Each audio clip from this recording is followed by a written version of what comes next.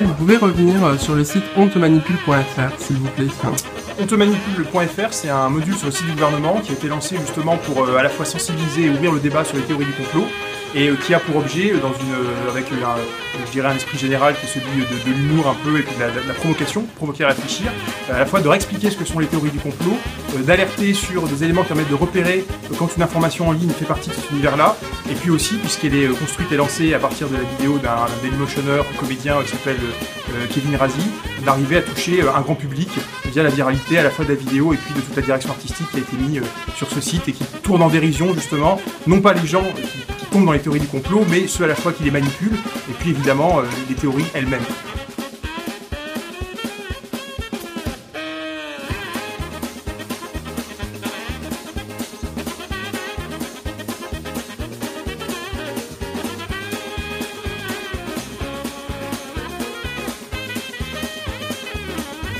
Quand je dis que pour moi, par exemple, sur Instagram, j'ai envie de me mesurer à Booba ou Louboutin, pourquoi je prends ces exemples-là? Parce que c'est en fait deux des plus gros, si ce n'est les plus gros comptes francophones sur Instagram. C'est que mon objectif en tant que communicant public, c'est d'arriver à parler au plus grand nombre. Il n'y a pas de raison de penser que l'État ne puisse pas avoir 1 million ou 10 millions de followers sur Instagram. Je ne dis pas qu'on va y arriver, mais au moins on veut tenter ce coup-là. Je me méfie beaucoup du terme pédagogie parce que c'est souvent une manière de communiquer qui est extrêmement externe à l'internaute et qui, d'ailleurs le terme le prouve, le considère de manière professorale et qui considère finalement qu'on peut arriver à lui inculquer de force des informations qu'il n'a pas envie d'entendre. Donc ça, évidemment, le but de l'information politique au bout du compte, c'est de faire cette pédagogie, mais si on n'essaye pas d'être un peu sexy, un peu séduisant auparavant pour attirer son attention, on n'aura qu'une écoute extrêmement attentive, voire pas d'écoute du tout.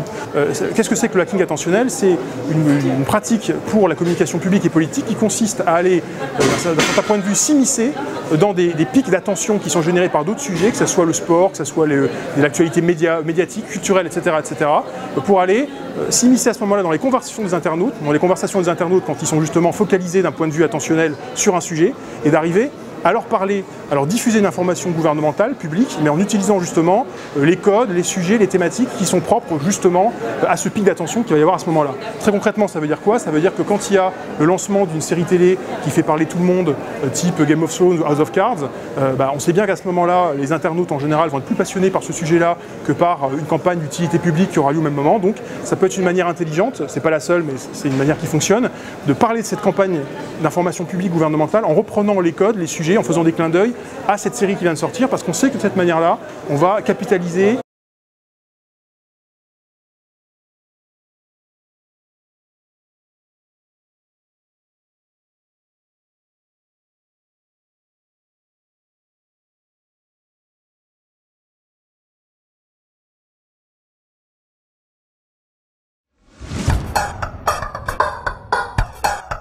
Le changement, c'est maintenant. Le changement, c'est maintenant.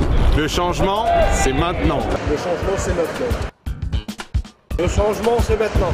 Le changement, c'est maintenant. Le changement, c'est maintenant.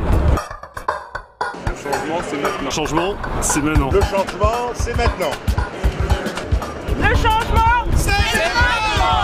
Le changement, c'est maintenant. Le changement, c'est maintenant. Le changement, c'est maintenant. Le changement, c'est maintenant. Le changement, c'est maintenant. Le changement, c'est maintenant. Le changement, c'est maintenant. Changement,